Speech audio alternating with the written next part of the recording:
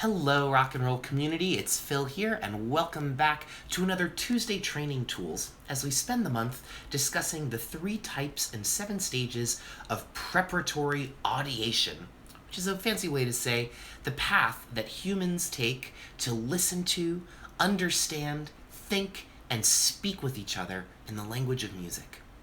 Last week, we discussed acculturation, where students, usually infant-aged, soak up music from their surroundings and respond to it with their bodies and voices.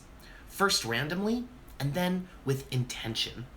The young child's babbling, shaking, or movement may not have anything to do with the song that an adult music maker is performing, but the child is focused on contributing and adding their unique contribution in whatever form it takes. The 3 progressing stages of acculturation all take place internally, inside the mind and inner hearing of the child. But as the child enters the next phase of preparatory audiation, internal processing becomes external, as the child realizes that their sounds do not sync up with the music of the adult. At this moment, the child moves out of the acculturation phase and into the imitation phase. The beginning of imitation is this realization of disconnect between the model song or singer and the child themselves. This 4th stage in the preparatory audiation progression is called shedding egocentricity. Shedding egocentricity. That's a fancy way to say that the child realizes on their own that their sounds do not match the sounds of the adult music makers. This realization is often accompanied by what's called an audiation stare, which looks like this. It's like an open-mouthed look of confusion to the adult to say, hey, something is off here, and I don't know what. If you think you see an audiation stare, it's a reason to celebrate. It means the child is on to the next phase of their musical learning. They're beginning to realize that not all sounds are the same, and that musical sounds require thought and care to produce. It may also be a frustrating phase. There's no magical way to transition out of the feeling of disconnect. All we can do is hold space for the child to be in this phase as long as they need to be, and provide more interactive music experiences for them to practice. In Montessori, we focus heavily on discrimination. What's different and what's the same?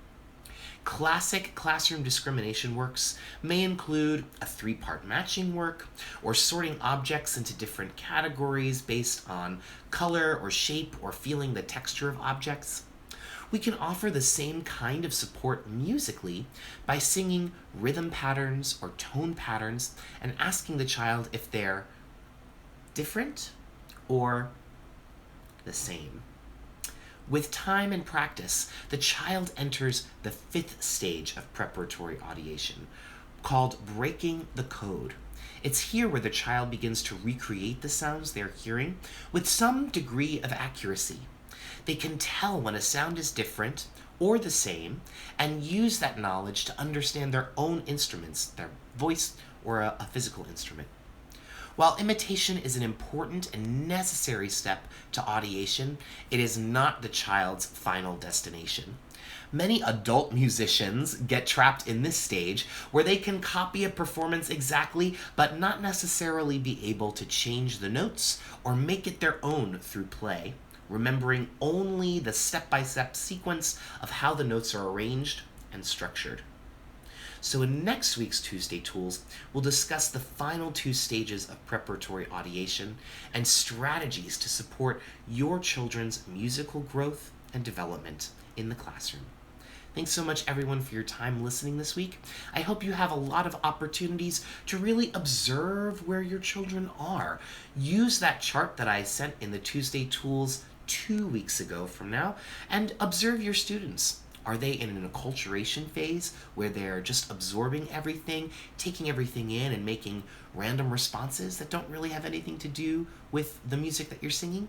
Or are they in an imitation stage where they're either realizing that what they're doing is not connected to what you're doing, or starting to imitate and really, with some degree of accuracy, replicate the kinds of sounds you're making?